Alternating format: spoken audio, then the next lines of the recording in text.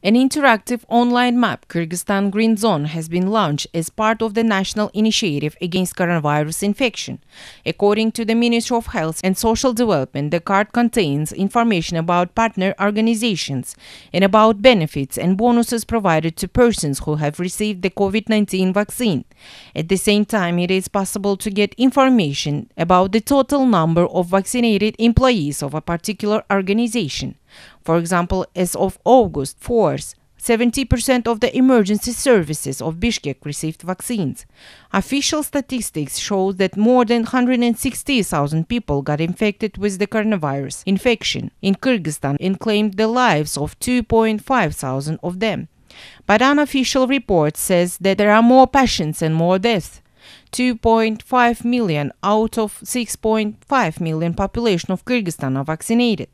To date, this figure has exceeded to 600,000. The government says that the only way to avoid this disease is vaccination.